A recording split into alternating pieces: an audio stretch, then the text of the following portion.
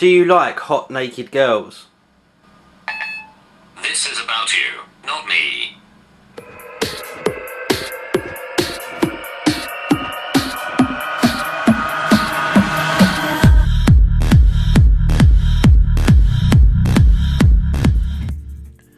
What's up YouTube, how you doing? This is Mr. Tybox123, and in this video I'm going to be bringing you my review of the iPhone 4S. Now the version I went for was the white 64GB version, and that came in at £699, although you can buy the 32GB for £599 or the 16GB for £499. Now the reason I went for the white version was purely because I've been looking at the black phone for 18 months and we just did not get the redesign that we all wanted.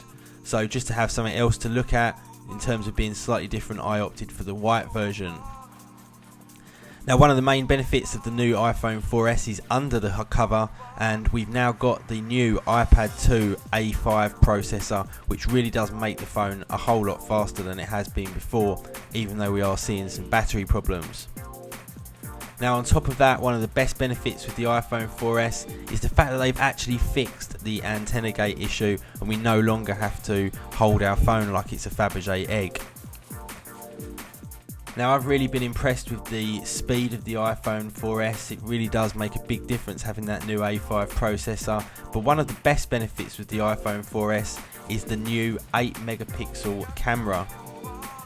Now it's not just the megapixels that have changed in this camera, we've also gained an extra element in the lens, a much improved sensor, and also some extra functionality in the camera itself. Now one of the things that's in there is the panoramic mode, but that has to be unlocked, so do check that out on Google and see if you can find out how to do that. Now along with the actual improvement with the 8-megapixel camera, we've also had an improvement in the movie mode, in the fact that we can now record in full HD 1080p. Now one of the better features of the new camera is the fact that it has optical image stabilization, which means that when we're actually taking our videos, it doesn't actually wobble all over the place. And this camera on this phone is now a real candidate for being a direct replacement for your old compact camera. On top of this, we've got a whole bunch of extra features which have already been documented in iOS 5. For example, the new notification system, which really is an awesome addition to the operating system. Now one of the main benefits and features that they've talked about the iPhone 4S is Siri, which is a kind of voice activated system. Now me personally, I don't really use it very much. I find it doesn't work fantastically well, and a lot of the features don't work in the UK, but there are some great features, and let's just have a couple of looks at them here. Read text message. New message from 7,877.7. Great deals in our new 64PG tools and gadgets brochure out now. All deals available in branch or at squeefix.com.